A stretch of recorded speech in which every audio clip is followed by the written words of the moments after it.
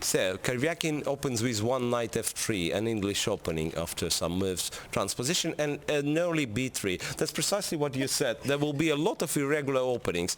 And Grischuk looked his face, somewhat disgusted, I think. It was somewhat disgusted face from Alexander Grischuk. So he doesn't really like this opening, it seems. That's a nice setup by black, by the way. So c5 and e5. So playing more or less known line of an English opening with white bishop being developed to b2. I see that Jakub on Twitter said that let's watch Sergei Karjakin, so that's what you guys asked for. Let's watch Sergei Karjakin. Okay, both knights regroup, both sides regrouping the king's side knights. So black went to c7. So the knight was on f6, so it was still controlling the d5 square, but it was blocking the f pawn.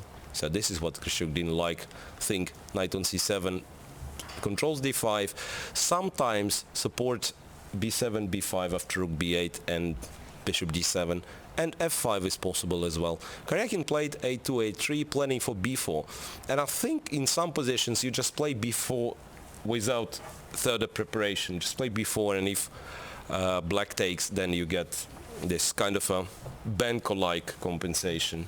Rook b8 was played by Rook Grischuk. b8. After rook b8 you can play b4 immediately, because in this long variation, if okay, not so long, c takes, a takes, knight takes, and I can take on a7. b4, right, Yes, and it's b4 on played. board. b4 played, takes, and Grischuk takes on b4. So what's his plan after rook a7? Perhaps he can go b5. Perhaps he can go b5 and get rid of this somewhat weak pawn on b7. So now it's time for Karjakin to think, because with a move like queen b3, he can prevent b5, but after knight b2 a6, he is not getting the pawn back, so it will be a real pawn sacrifice. Not that it's bad for white, but, you know, if you want to remain solid, you probably take on a7 and queen b3. Queen b3, he wants to sacrifice this pawn. As you said, knight a6 is possible.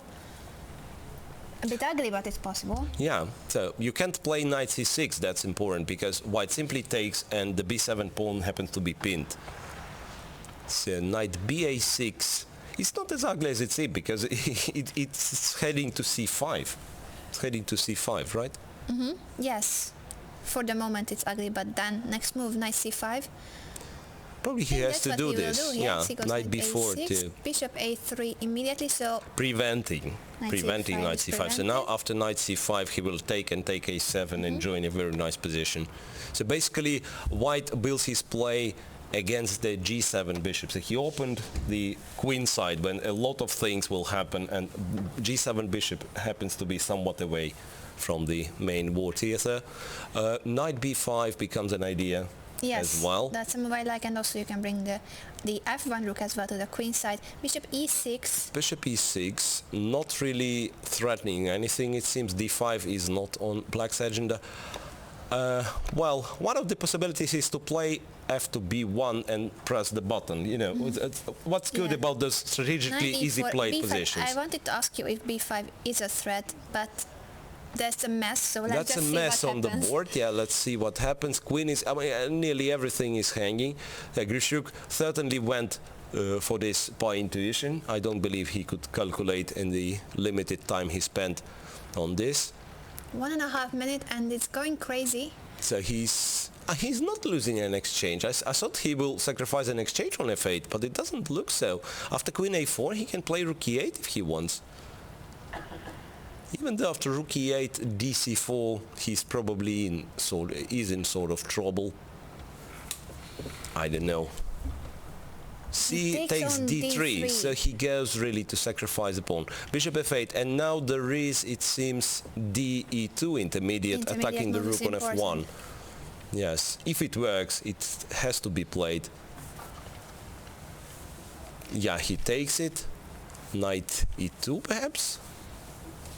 Yeah, you have to get rid of this pawn.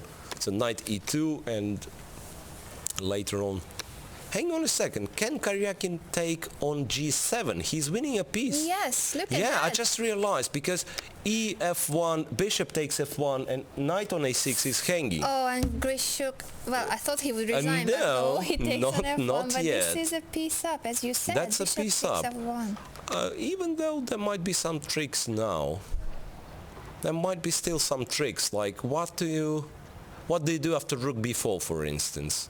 I know it looks not good, but rook b4, you have to play queen a5, but I don't really have a follow-up to this. King Bishop takes g7, a6. bishop a6, this is a piece Yeah, piece up, but for 2 pawns, you know, knight a6, queen a6, you have 2 knights, so potentially somewhere in distant future you might be left with those 2 knights and no pawns, so there will be no mate. No, of course it's I mean, Queen there are practical b4. chances. There are practical chances, certainly, Bishop for black. f1. Bishop f1, particularly in the Blitz. Bishop f1, but it does look like Karjakin's going to win. Let me just announce that in the meantime on board 1, Magnus Carlsen is not going to win. I believe he's playing a rook endgame with a pawn down. He's likely to win back the pawn, but it doesn't seem that he can win this. So Magnus is black against Lania Dominguez, right? Draw for him in best case. Yeah, it looks like Magnus will not keep his 100% score. But this man with the white pieces, Sergei Karjakin, a world title contender, he's still capable of achieving this. Knight b5, though, created some tension. Piece is starting to be hanging. Rook a4. Rook a4. Queen is driven away. Queen b6. But now there's no more tension and it's still a piece up. Knight b5, right, and rook b4, and b5 pawn is about to fall. How can you say there is no tension with, you know, one guy having 10 seconds and the other one having 30? But not on the board. Yeah, there's always tension still. Now you take on b5 and you are under the pin, so still something to think about. What Karjakin does well, I mean, he controls the time, that's important. Yes, he rook keeps b1, the clock on half a minute. Yeah, rook b1, and it's still, you will have to win it. It doesn't come that easy. Black has a plan of bringing the king in, and okay, it was a draw for Carlsen and Dominguez, so we are kind of guessed it right. So Grischuk and Karjakin is likely to produce a result, and it's a far more dramatic game compared to a rook ending, which finished in a draw in the game of Dominguez. So now rook d6 is a threat to swap the rooks, king e5. At least black managed to get everything very active. And that's Adli Rajabov. I'll check quickly what happened there. It was board 3, we don't know. Now there is no pawn for the piece for Grischuk. Karjakin just won a pawn on h7, but, well, Grischuk managed to squeeze the maximum of activity out of his pieces, but it still proves not to be enough. h4, what do you do with black? You probably don't do anything. King d4, activating the king, knight b5 check played, and then black loses another pawn. I think there is no hope. There is no hope. 1 second and he resigns. Right. Karjakin is still on 100%. He is the leader.